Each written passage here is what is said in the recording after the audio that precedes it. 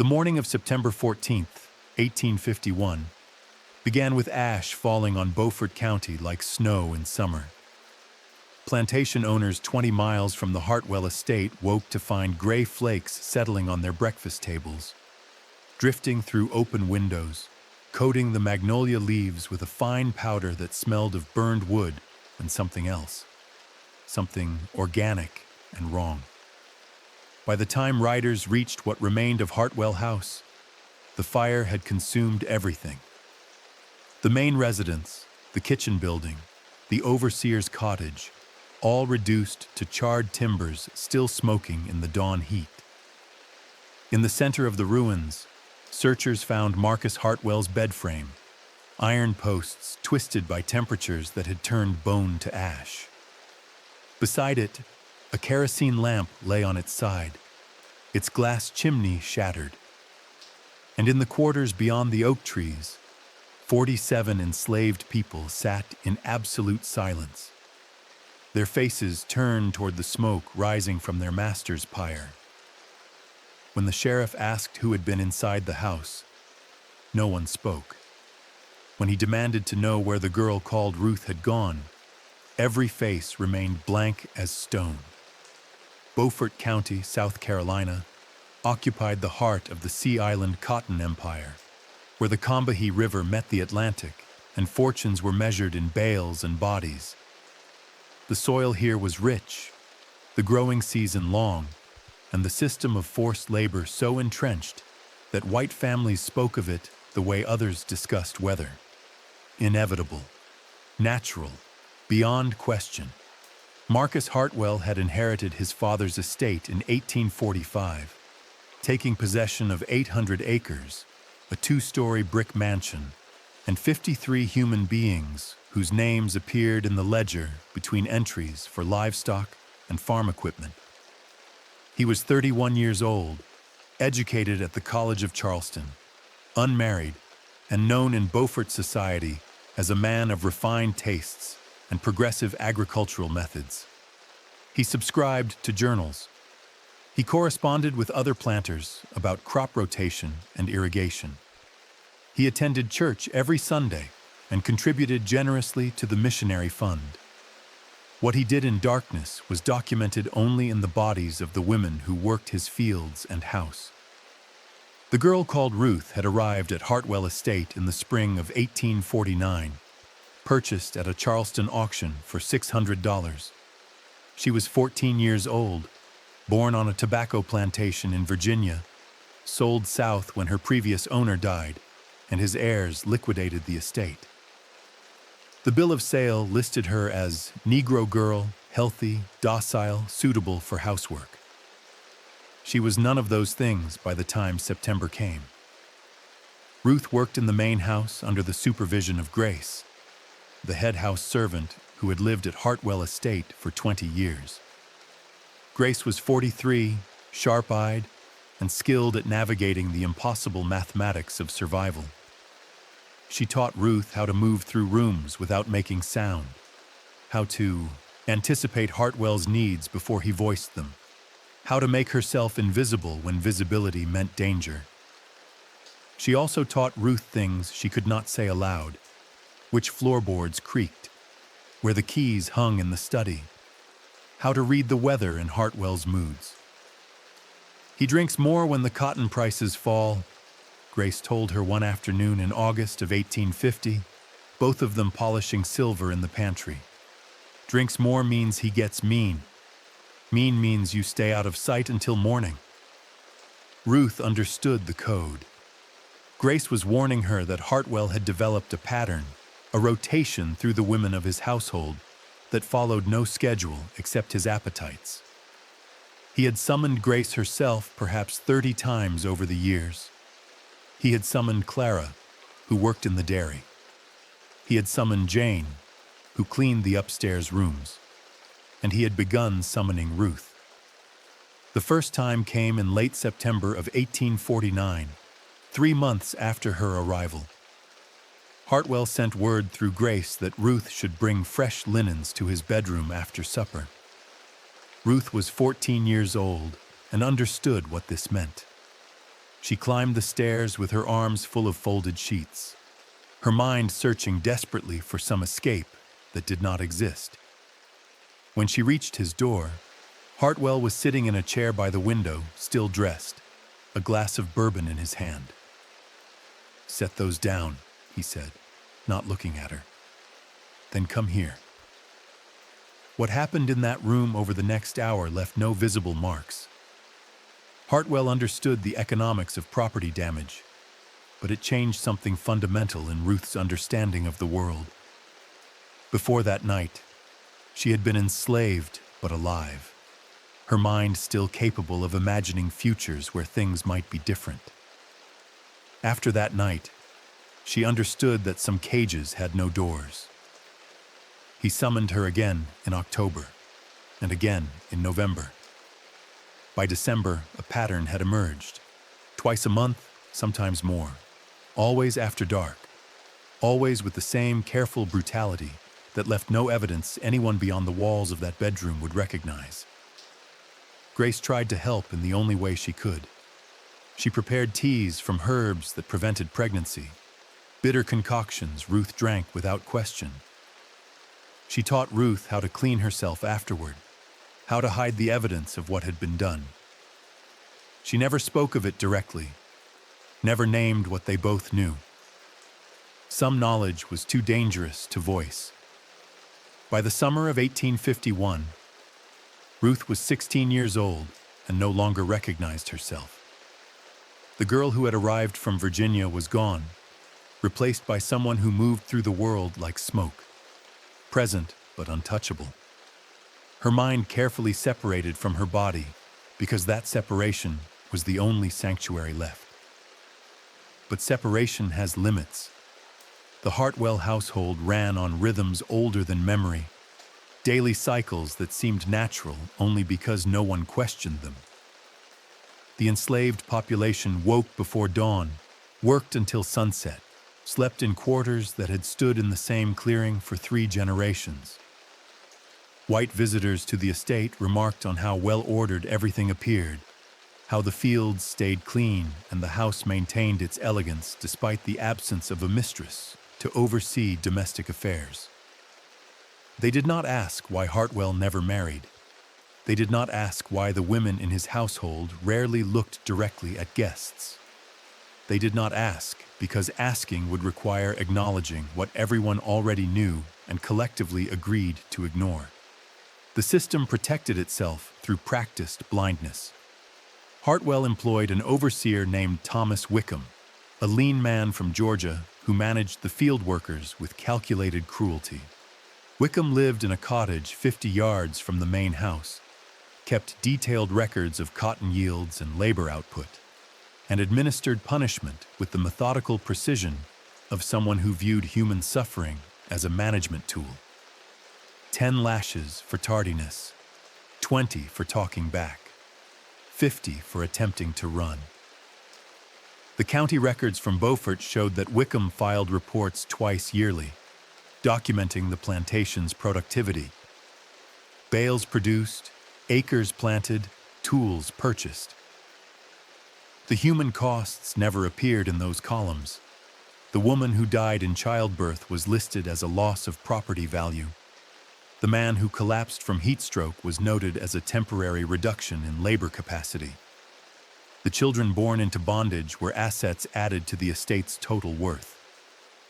Marcus Hartwell reviewed these reports in his study, surrounded by leather-bound books and mahogany furniture shipped from Charleston. He added marginal notes in precise handwriting, approved expenditures, suggested improvements to efficiency, never once acknowledged that the numbers represented living people with names and families, and hopes that extended beyond his profit calculations. In August of 1851, Hartwell traveled to Beaufort for a meeting of the County Agricultural Society, leaving Wickham in charge of the estate. He stayed 3 days, attending lectures on soil management and discussing politics with other plantation owners who spoke confidently about states' rights and the natural order of civilization. When he returned, he brought new equipment, better plows, stronger rope. a set of iron shackles that Wickham installed in the barn for workers who required, in Hartwell's words, additional correction. Ruth saw those shackles from the house windows and felt something cold settle in her chest. The plantation was tightening its grip. Hartwell was investing in permanence, in structures designed to last generations. That same week, Grace took ill. A fever that started as fatigue and escalated to violent chills that left her bedridden. The plantation had no doctor for enslaved workers. Wickham's solution was to wait and see if Grace recovered or died.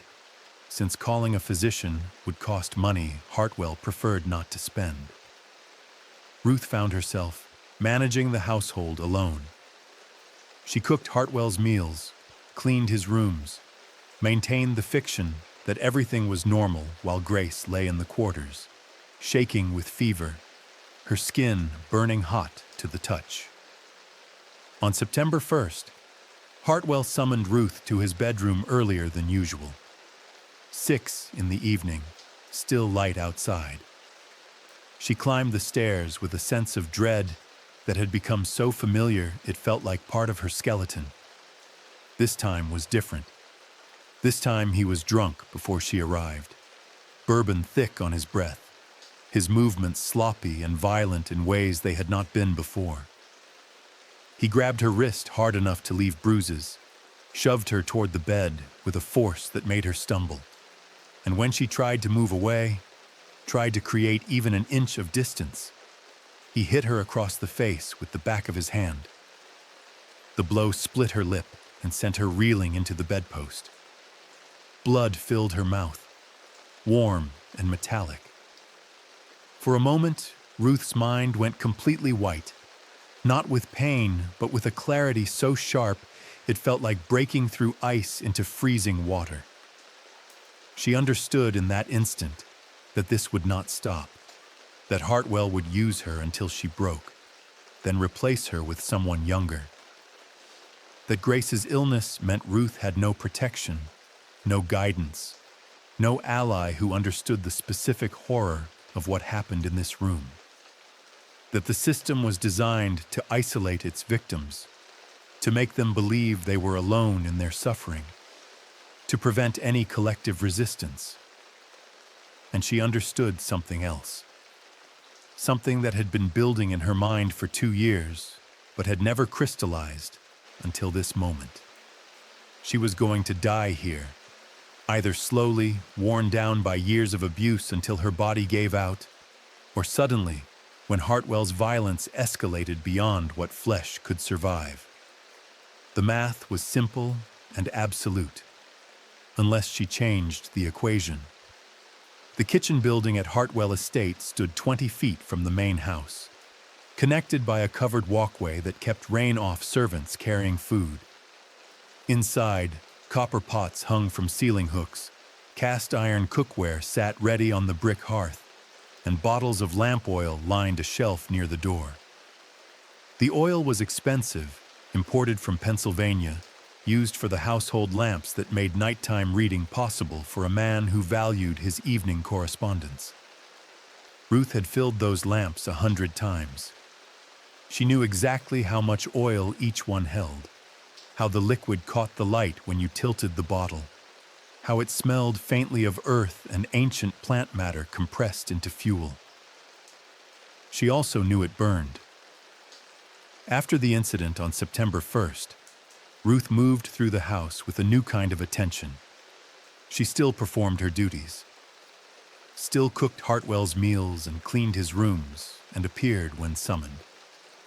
But part of her mind had separated from those tasks, had begun cataloging information with the cold precision of someone planning a long journey.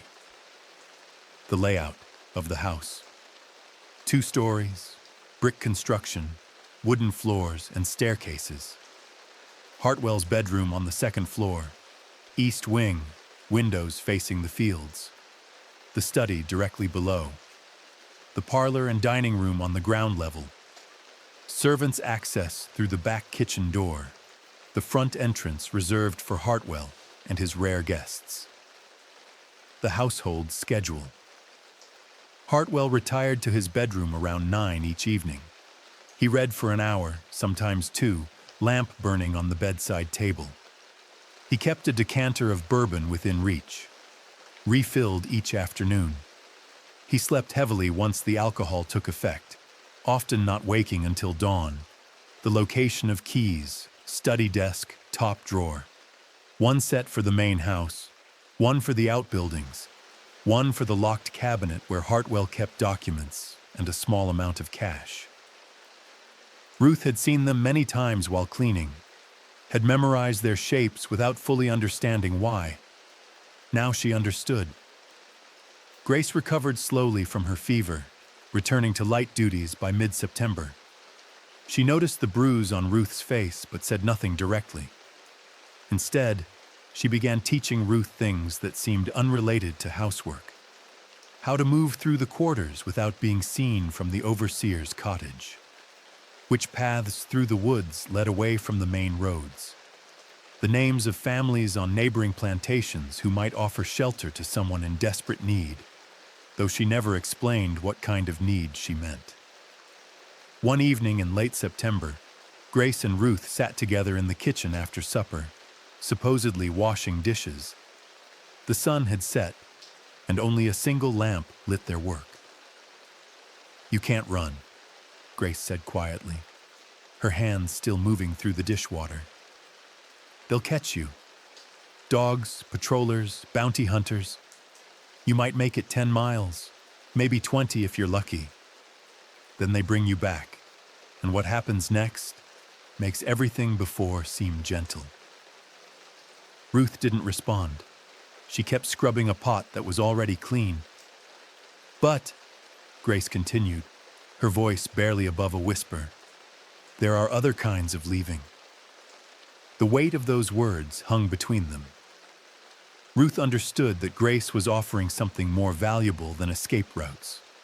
She was offering permission, acknowledgement that some situations had no moral solution, only survival calculations. That night, after Hartwell had gone to bed, after the house had settled into the particular silence of late hours, Ruth stood in the kitchen and looked at the bottles of lamp oil.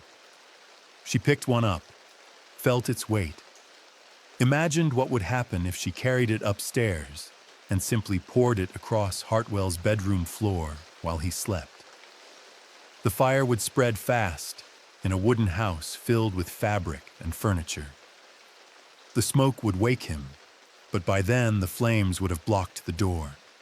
He would die the way fire deaths always happened. Smoke inhalation first, then the burning. Quick enough to be merciful, slow enough to know what was coming. She set the bottle down and walked away. Not yet. Not until she had planned every step. Not until she was ready to accept what came after. Because Ruth understood that burning Hartwell alive would not set her free. It would make her a murderer in the eyes of the law, a fugitive who would be hunted across state lines. But it would also mean Hartwell could never touch her again, never touch anyone again. And there was a kind of freedom in that finality, even if it came wrapped in consequences she could not fully imagine. The tools were all around her. Oil and flame and darkness and a house built from materials that would burn like kindling once the fire took hold. The question was not whether she could do it, but whether she was willing to accept the price of doing it. September turned into October. Hartwell summoned her 3 more times. Each visit left her more certain that this could not continue, that something had to break before she did. The night she made her final decision, a storm was building over the Sea Islands. Thunder rumbled in the distance, and wind moved through the live oak trees with a sound like breathing. Ruth stood in the kitchen, alone, a bottle of lamp oil in her hands. She had stopped asking herself whether what she was planning was right or wrong. Those categories belonged to people who had choices. She had only one question left. Could she live with what came next? The enslaved community at Hartwell Estate numbered 47 people in September of 1851. They lived in a double row of cabins beyond the oak grove, structures built from rough-cut pine with dirt floors and gaps between the boards, wide enough to let in wind and rain. Each cabin housed a family or group of unrelated individuals thrown together by the logic of property allocation. Privacy was a fiction. Sound carried through the thin walls. Everyone knew everyone else's business because concealment was impossible. They also knew about Ruth, not the specific details of what happened in Hartwell's bedroom, but the pattern, the late-night summonses, the way Ruth moved the next day, careful and slow, her eyes fixed on nothing.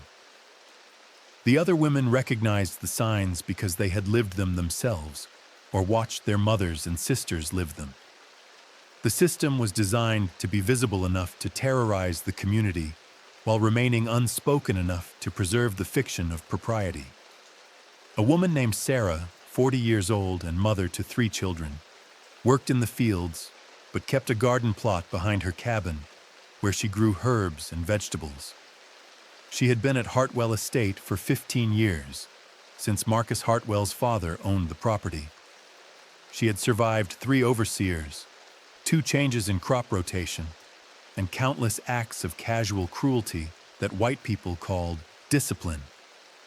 She had also watched 5 women be destroyed by what Marcus Hartwell did in his bedroom.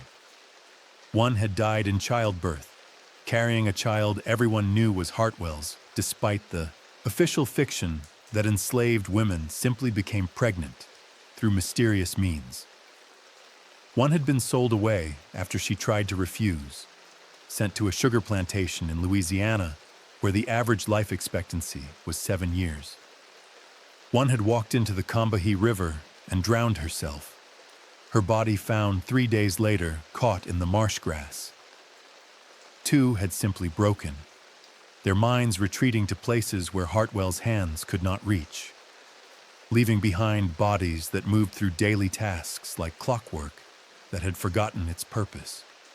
Sarah watched Ruth following the same trajectory and felt a familiar rage mixed with helplessness.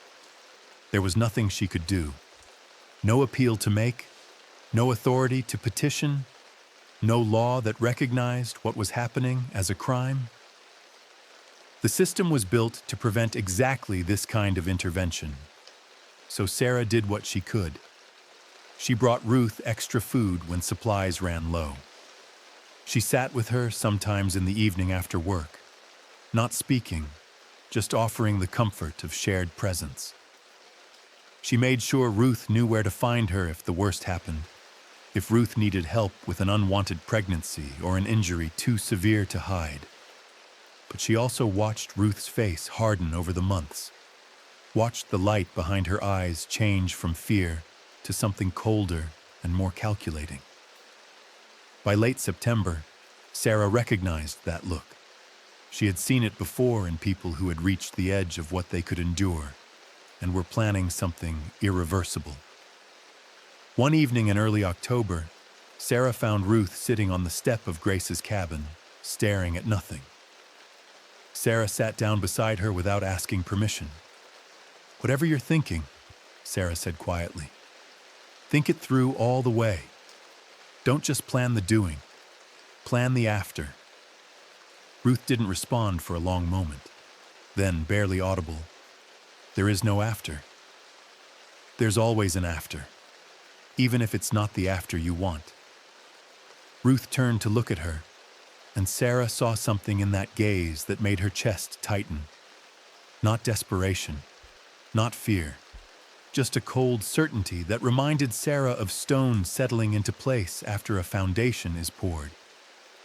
"What would you do?" Ruth asked. Not rhetorical, a genuine question. Sarah thought about her children, about the compromises she made every day to keep them safe, to keep them together, to preserve some small space where they could be something other than property. She thought about the calculations every enslaved person made constantly, weighing survival against dignity, endurance against resistance. "I don't know," she said honestly, "but I know this. Whatever you do, we didn't see it. We didn't hear it. We don't know nothing about nothing.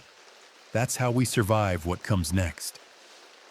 It was the closest Sarah could come to offering support, without making herself complicit in whatever Ruth was planning. And it was the closest Ruth would come to asking permission. 2 weeks later, Sarah would wake to the smell of smoke and understand exactly what Ruth had decided. Beaufort County operated on systems that had been refined over generations, mechanisms designed to preserve power through violence and the threat of violence. Every institution, the courthouse, the sheriff's office, the churches, the banks, worked in concert to maintain the social order that placed white men at the top and everyone else beneath them in carefully calibrated tiers. The sheriff of Beaufort County in 1851 was a man named William Carver, elected to his position by property-owning white men who expected him to protect their interests above all else. Carver was 53 years old, a veteran of the Seminole Wars, and a slave owner himself. He owned 6 people who worked a small farm outside Beaufort, where his wife and 2 adult sons managed the day-to-day operations. Carver understood his job primarily as maintaining the system that protected wealth and property. When enslaved people ran away, he organized patrols to hunt them down. When disputes arose between white planters, he mediated with careful attention to who held more political influence. When violence occurred, white against white, he investigated with the full weight of the law. When violence occurred, white against black, he filed a report and did nothing. The county kept records of every enslaved person within its boundaries: names, ages, physical descriptions, skills, owners. These records were updated annually, cross-referenced with tax documents and property deeds. The system tracked human beings with the same attention to detail used for livestock and land. In the ledger for Hartwell Estate, Ruth appeared as Negro girl, Ruth, age approximately 16, house servant, value $600. That single line was the entirety of her legal existence. No last name, no family history, no acknowledgement of personhood beyond economic value. If she died, the ledger would note a loss of property. If she ran, the ledger would note a theft. If she killed her owner, the ledger would be irrelevant because the law allowed only one response to such an act: public execution after a swift trial. The South Carolina Legal Code of 1851 was explicit on this point. Enslaved people could not testify against white people in court. They could not own property. They could not enter into contracts. They could not move freely without written permission. And if they killed a white person, the trial was a formality preceding the hanging. But the law also created a curious gap in its logic. If an enslaved person destroyed property, the owner bore the loss. If an enslaved person committed murder and was executed, the owner lost the value of that human property. This created a financial incentive structure that sometimes protected enslaved people from the worst violence, not out of compassion, but out of economic calculation. Marcus Hartwell was worth approximately $40,000 in 1851, counting land, equipment, crops, and enslaved workers. If Ruth killed him, the estate would pass to his closest relative, a cousin in Charleston who had visited twice in 6 years and shown no interest in managing a plantation. The cousin would likely sell the property, scattering the enslaved community across different buyers, breaking apart families that had lived together for generations.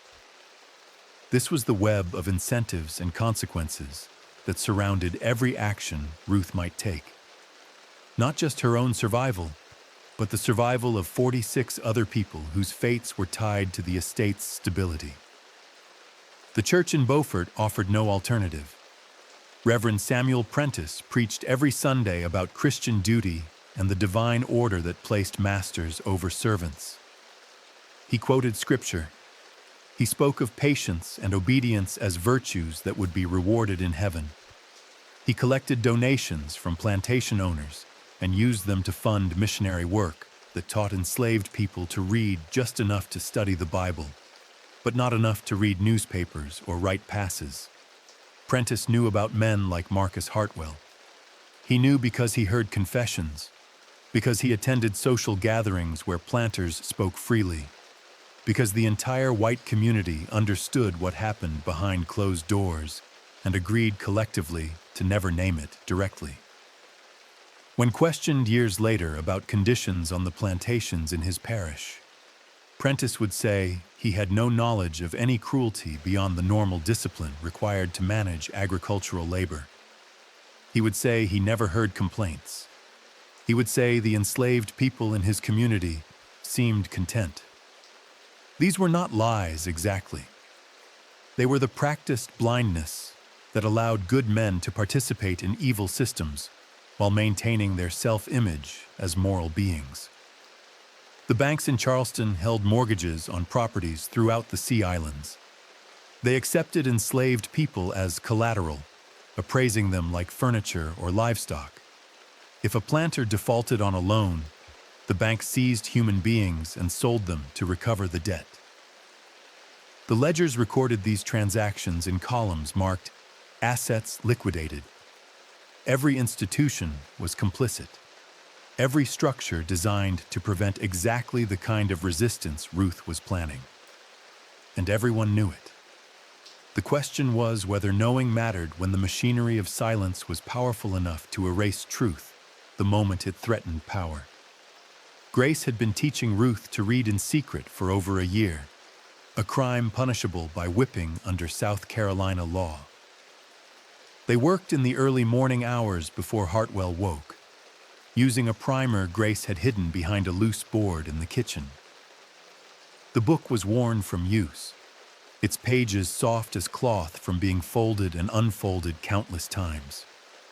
Grace could read because she had been taught as a child by a previous owner who believed enslaved people worked more efficiently if they could follow written instructions. That owner had died, and Grace had been sold to Hartwell's father, who neither knew nor cared about her literacy as long as she performed her duties. She taught Ruth because literacy was a weapon, even if it was a weapon that could not save you from immediate violence. It meant you could read passes and forge them. It meant you could decipher maps and understand distances. It meant you could document what happened to you in words that might outlast your body. Ruth learned quickly. By October of 1851, she could read simple sentences and write in careful block letters. Grace had her practice on scraps of paper that were burned immediately after use, leaving no evidence. One morning in mid-October, Ruth wrote something that made Grace pause.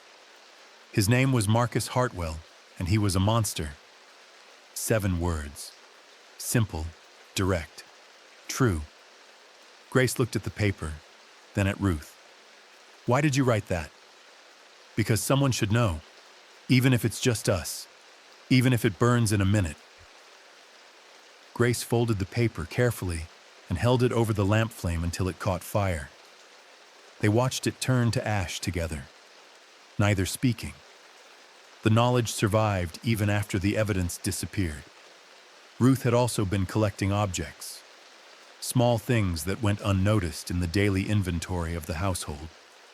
A box of matches from the study, a candle stub from Hartwell's bedroom, a small metal file she'd found in the barn and hidden behind the loose brick in the kitchen where Grace kept the primer. She didn't have a clear plan yet for how these items would be used, but she understood instinctively that escape or resistance would require tools. You could not fight a system with bare hands alone. You needed leverage, weapons, materials that could be transformed into something dangerous. The lamp oil remained her primary focus. Hartwell kept a large stock in the storage shed, gallons of it, enough to fuel the household lamps for months. Ruth began the practice of refilling the lamps more frequently than necessary, taking small amounts of oil and transferring it to a bottle she kept hidden in the crawlspace beneath the kitchen. By early November, she had collected nearly 2 quarts, enough to start a fire that would spread faster than anyone could stop it, but she still hadn't decided when or how to act. The tools were gathered. The knowledge was in place. What she lacked was the final certainty that this was the only path remaining. That certainty came on November 9th, 1851. Hartwell summoned Ruth to his bedroom on a Thursday evening after a day of cold rain that left everything damp and miserable. He had been drinking since late afternoon, bourbon mixing with anger over cotton prices that had fallen again, threatening his profit margins for the year. When Ruth entered the room, she found him standing by the window, his reflection ghost-like in the dark glass. He didn't turn around when she closed the door. "Do you know what you cost me?" he said, his voice slurred but venomous. $600, 2 years ago. That money would have bought better equipment, more land, something useful. Ruth stood near the door, silent, waiting for whatever was coming. "You're a bad investment," Hartwell continued. "You don't work hard enough. You're too slow, too quiet, too nothing." He turned to face her, and his eyes held a coldness that was worse than anger. "I should have bought someone else." What followed was worse than any previous night. Hartwell was not just violent, but deliberately cruel, using his words as weapons alongside his hands. He cataloged everything he found worthless about her: her appearance, her manner, her very existence.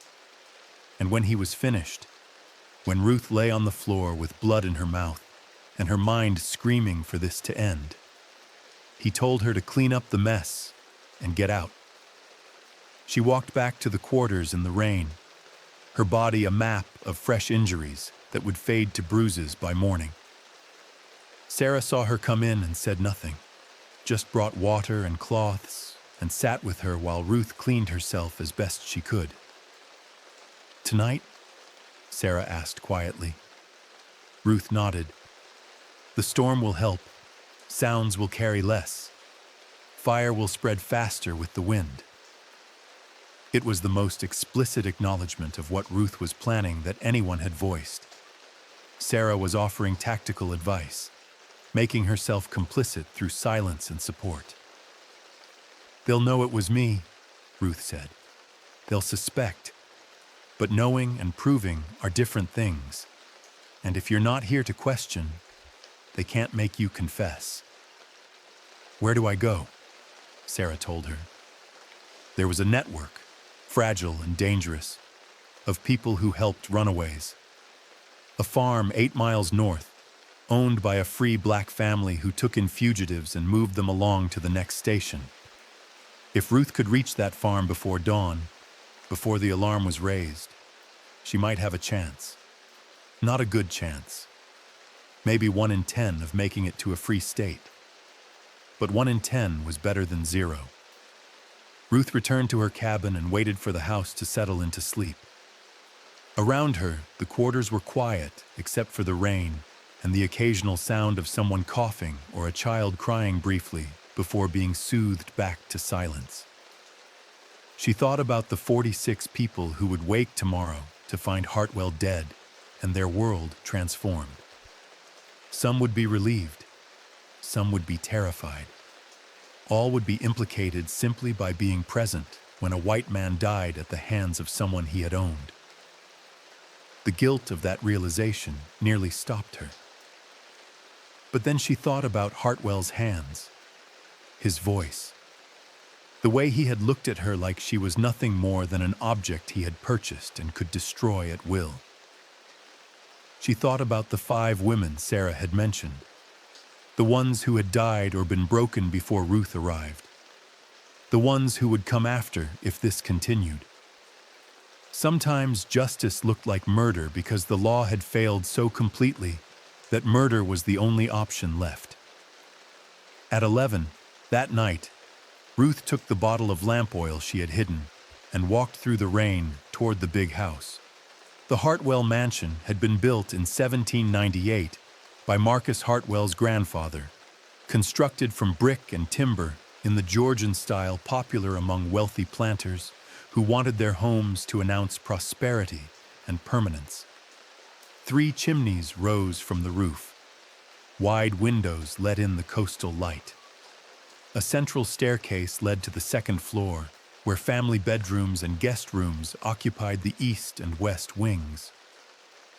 The house had survived 2 hurricanes and countless smaller storms, its foundations solid, its walls thick enough to keep out heat in summer and cold in winter. It was designed to last for generations, a monument to the family wealth built on the labor of people who would never own anything themselves. Ruth knew every inch of it. She had cleaned these rooms for 2 years, had memorized the location of every piece of furniture, every rug, every curtain.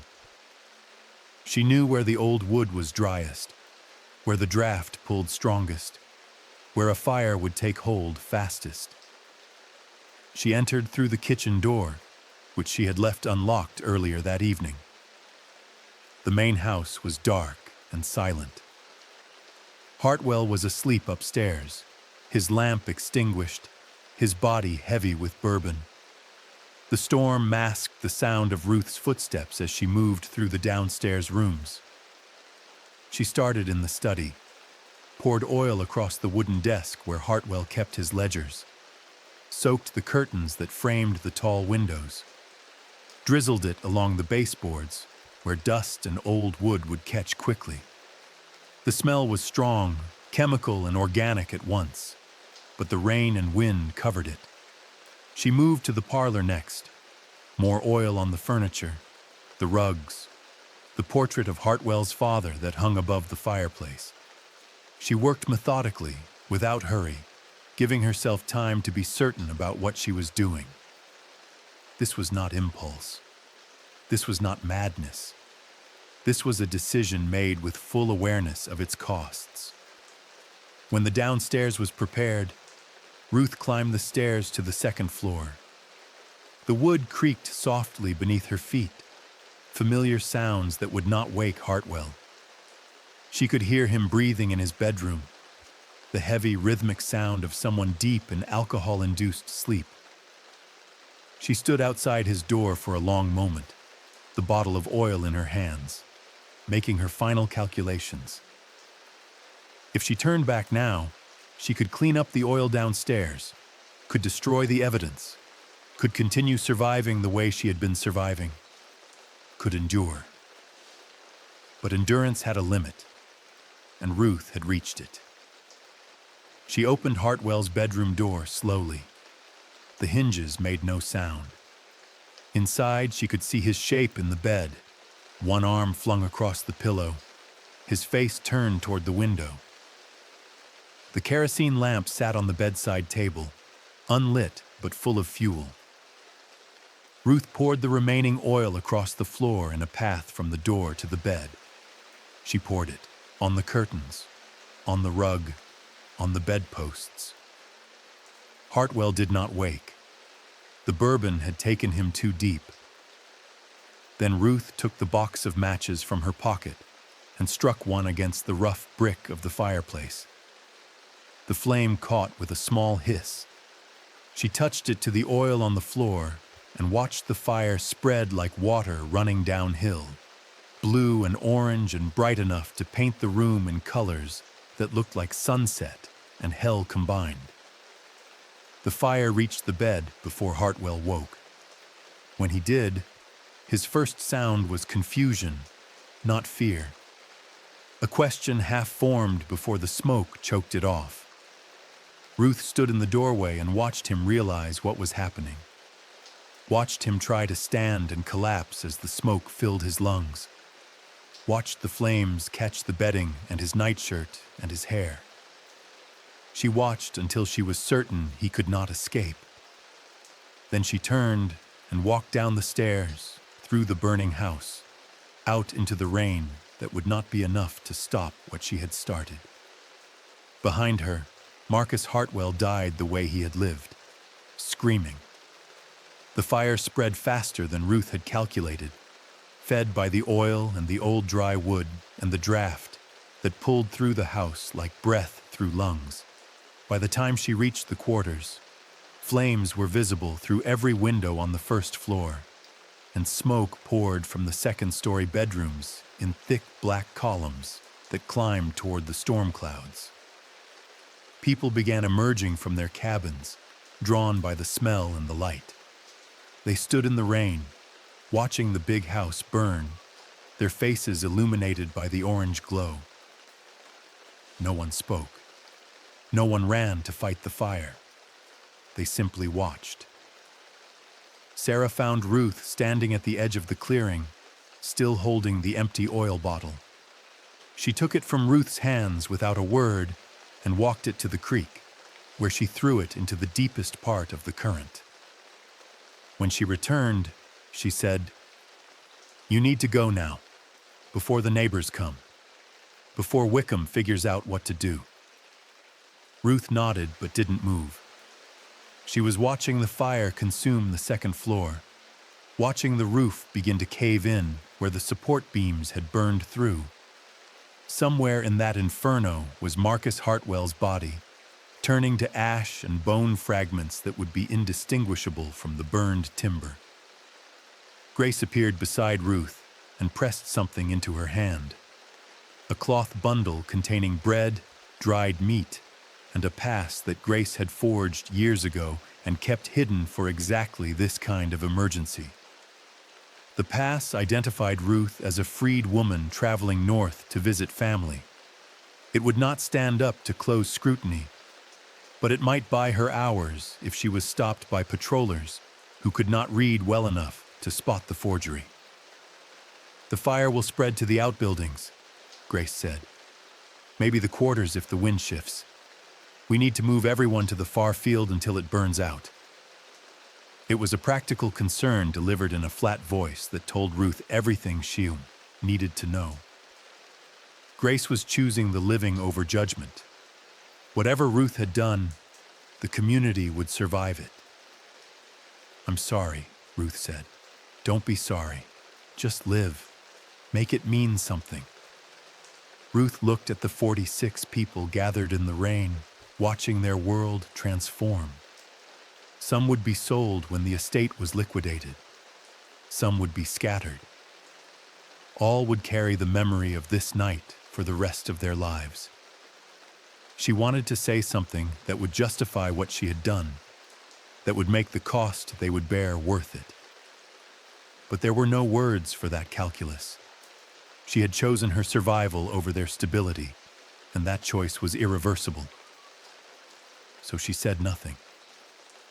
Just turned and walked north into the darkness, following the road Sarah had described, moving away from the fire that was still burning, still consuming, still turning everything Marcus Hartwell had built into smoke and ash. Dawn came gray and wet over Beaufort County. The rain had stopped sometime before sunrise, leaving the air thick with humidity and the smell of burned wood that had settled over the landscape like a stain. Sheriff William Carver arrived at what remained of Hartwell Estate around 7 in the morning, accompanied by 3 deputies and a dozen white men from neighboring plantations who had seen the smoke and ridden over to help fight the fire. By the time they arrived, there was nothing left to save. The main house was gone. Only the brick chimneys remained standing, columns of soot-stained masonry rising from a foundation filled with collapsed timbers and ash. The kitchen building had burned. The overseer's cottage had caught fire and been destroyed. The barn had survived, and the quarters had been spared when the wind shifted. but everything else was ruin. The enslaved population stood in a group near the far field, exactly where Grace had led them during the fire. They watched the white men pick through the debris, their faces carefully blank. Wickham, the overseer, was speaking rapidly to Carver, gesturing toward the quarters, clearly agitated. He had slept through the fire's early stages, waking only when the heat became intense enough to crack the windows of his cottage. By then, it was too late to save anything. It started in the big house, Wickham was saying. Had to. That's where it was burning hottest. Could be a lamp got knocked over. Could be lightning from the storm. Could be someone set it, Carver said flatly. Wickham stopped mid-sentence. You think one of them? I think we need to account for everyone on this property, and I think we need to find out if anyone's missing. Wickham walked to the group of enslaved people and began counting. Once, twice. His face changed on the second count. Someone's gone, he said. The girl, Ruth. She's not here. Carver's expression hardened. He walked to where Sarah stood with Grace and several others. Where's the girl called Ruth? Don't know, sir, Sarah said, her voice steady. Ain't seen her since last night. When last night? Before the fire. She went to her cabin after supper. Didn't see her after that. Anyone else see her? Silence. Every face carefully neutral. Carver studied them, looking for the crack in their story, the tell that would reveal who was lying. But these were people who had spent their entire lives hiding truth from power. Their silence was practiced and absolute. Search the quarters, Carver ordered, every cabin, every hiding place, and send riders north and south. If she ran, she can't have gotten far. The deputies began pulling apart the cabins, dumping out the few belongings people had accumulated, looking for evidence. They found nothing. No forged papers, no stolen goods. No indication that anyone had been planning to run. What they did find, when they sifted through the burned remains of the big house, made Carver call for the county coroner. In the center of what had been Hartwell's bedroom, the iron bed frame still stood, twisted by heat but intact. In the middle of it was what remained of Marcus Hartwell. Not much. The fire had been hot enough to reduce most of his body to bone fragments and ash. But enough survived for the coroner to make a determination. Died before the fire consumed him, the coroner said, examining what was left of the skull. Smoke inhalation, most likely. Would have lost consciousness quickly once the room filled. Probably never knew what was happening. It was a mercy Hartwell did not deserve, but the coroner's report would list the cause of death as accidental, the result of a fire that started from unknown causes during a storm. The law required something different when enslaved people were involved in a white person's death. The law required investigation, trial, and execution. But the law also required a body to prosecute, and Ruth was gone. The patrollers who hunted for Ruth were professionals, men who made their living tracking runaways, returning them to their owners for bounties that ranged from $10 to $50, depending on how far the fugitive had run. They knew the roads and the swamps. They knew the hiding places. They knew the routes north and the farms where abolitionists sometimes offered shelter. They also had dogs. By mid-morning on September 15th, 6 men with 4 hounds were following Ruth's trail north from Hartwell Estate. The rain had made tracking difficult, washing away scent in some places, but the dogs found it again where Ruth had cut through the woods to avoid the main road. Ruth had approximately an 8-hour head start. She had walked through the night, moving as fast as exhaustion and darkness allowed. By dawn, she was 6 miles from Hartwell Estate, following the directions Sarah had given her. watching for the landmarks that would tell her when she was getting close to the farm that might offer help. The patrollers were faster. They had horses. They had experience. They had the confidence that came from hunting people who had nowhere to go in a region where every white face was a potential enemy. Ruth heard the dogs around mid-morning. The sound carried across the fields, a baying that meant they had her scent and were closing distance. She began to run, abandoning the careful pace she had maintained through the night, knowing that speed was her only advantage now. The farm Sarah had described was still 2 miles ahead. Ruth would not reach it before the patrollers caught her. She understood this with the same cold clarity that had carried her through the previous night. The mathematics were simple. She could not outrun dogs. She could not fight 6 armed men. She had escaped Hartwell, but not the system that had created him. There was a creek ahead, swollen from the storm. Ruth reached it and waded in, hoping the water would break her scent trail. The current was strong, pulling at her legs, trying to sweep her downstream. She fought against it, moving along the creek bed, putting distance between herself and the place where the dogs would lose her trail. Behind her, the baying grew louder, then stopped abruptly. The dogs had reached the creek and lost the scent. Ruth kept moving, her body shaking from exhaustion and cold, her mind focused only on the next step and the step after that.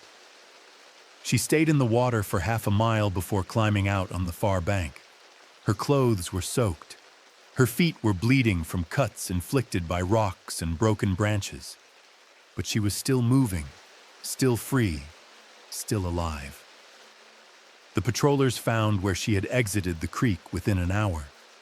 The dogs picked up the scent again and began baying with renewed intensity. The hunt continued. Chapter 12. The Choice at the River. By early afternoon, Ruth reached the Combahee River, the boundary between pursuit and possibility. The river was wide here, perhaps 200 feet across, its water dark and swift from the storm runoff. On the far side was the farm Sarah had described. Safety, if such a thing existed. Behind her, the dogs were close enough that Ruth could hear individual barks now, not just the general baying of the pack. She had perhaps 15 minutes before the patrollers would be in sight. The river was too wide to swim, especially in her exhausted state. But there was a fallen tree that extended maybe 20 feet from the near bank, creating a partial bridge. Beyond that, the current. Ruth walked onto the tree trunk, using branches for balance, moving as quickly as she dared. The wood was slippery from rain and moss. Halfway across the natural bridge, her foot slipped, and she nearly fell into the water. She caught herself, heart hammering, and kept moving. She reached the end of the tree and looked at the distance remaining. 180 feet of river between her and the far bank. The current strong enough to pull her under. The water dark enough to hide anything beneath its surface. Behind her, men's voices joined the dogs. The patrollers had caught up. Ruth could see them now, 6 men on horseback, riding hard along the path she had followed. They would reach the river within minutes. They would see her. They would cross, either by swimming the horses or finding a ford upstream. She could not outrun them anymore. The mathematics had run out. Ruth thought about Grace's final words. Make it mean something. She thought about the 46 people she had left behind at Hartwell Estate, facing an uncertain future because of what she had done. She thought about Marcus Hartwell burning in his bed, finally experiencing a fraction of the pain he had inflicted on others. She thought about the 5 women who had come before her and the women who would come after, trapped in a system designed to use them until they broke. And she jumped. The river was cold as winter, even though it was September. The current caught Ruth immediately, pulling her under, spinning her like debris. She fought to the surface, gasped air, went under again. The water filled her nose and mouth. Her clothes became weights trying to drag her down. She could not swim well. No one had taught her. But she kicked and flailed and somehow kept her head above water more often than below it. The current carried her downstream, away from the patrollers, away from everything. On the far bank, someone was watching. A black man, maybe 40 years old, standing near a small dock. He saw Ruth in the water and understood immediately what was happening. He grabbed a rope from the dock and waded in as far as he dared, holding one end tied to a post, throwing the other toward Ruth. The rope fell short on the first throw. On the second throw, Ruth caught it. The man pulled, bracing himself against the current, hauling Ruth toward the bank like a fish on a line. When she was close enough, he grabbed her arm and dragged her onto solid ground. "Can you walk?" he asked. Ruth nodded, too exhausted to speak. "Then we need to move. Now." Behind them, across the river, the patrollers had reached the bank. They were shouting, arguing about whether to cross here or ride upstream to find a better ford. The man led Ruth away from the river, through a stand of trees, to a farmhouse where a woman was already preparing a hiding place in the root cellar. Ruth was pushed down into darkness, and a heavy door closed over her head. She lay in the dark, listening to her own breathing, feeling the water drip from her clothes, knowing that this was not safety, just a temporary pause in the pursuit. Above her, she could hear voices. The patrollers had crossed the river. They were searching the farm, but the man and woman who owned the farm were free blacks who knew how to lie to white men. They showed the patrollers through the house. They expressed shock that anyone would think they were hiding fugitives. They maintained perfect innocence while Ruth lay 15 feet below, holding her breath, praying the searchers would not think to check the root cellar. Voices faded. The searchers left. Ruth remained in the darkness, waiting, while above her the sun moved across the sky and the world continued without her. Sheriff Carver filed his report on September 20th, 1851, 5 days after the fire at Hartwell Estate. The document, preserved in the Beaufort County Courthouse archives, listed the cause of death as accidental, the result of a fire started by unknown means during a storm. It noted that one enslaved person, a girl called Ruth, had fled the property and was presumed to have perished attempting to cross the Combahee River. Her body was never found, which the report attributed to the strong current and the presence of alligators in the river's lower reaches. The patrollers had searched for 3 days before concluding that Ruth had drowned and her remains had been consumed or carried to the sea.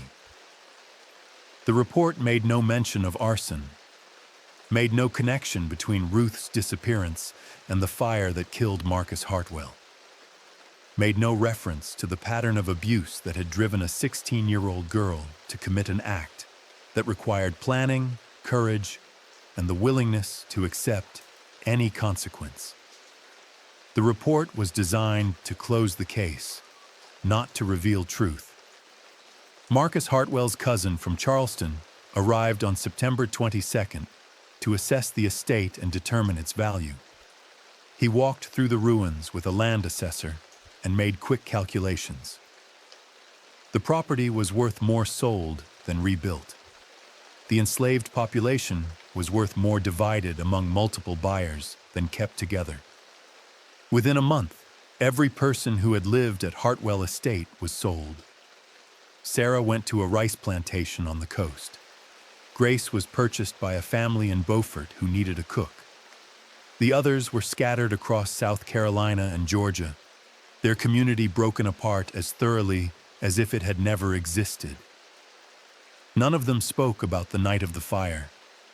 When questioned, they maintained perfect ignorance. Ruth had disappeared. The fire had started. Those were separate facts, with no connection between them.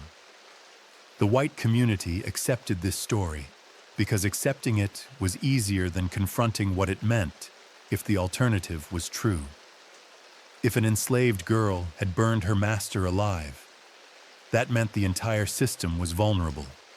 It meant that the people they owned might choose death and murder over continued bondage. It meant that all their assumptions about docility and acceptance were lies built on violence and the threat of violence.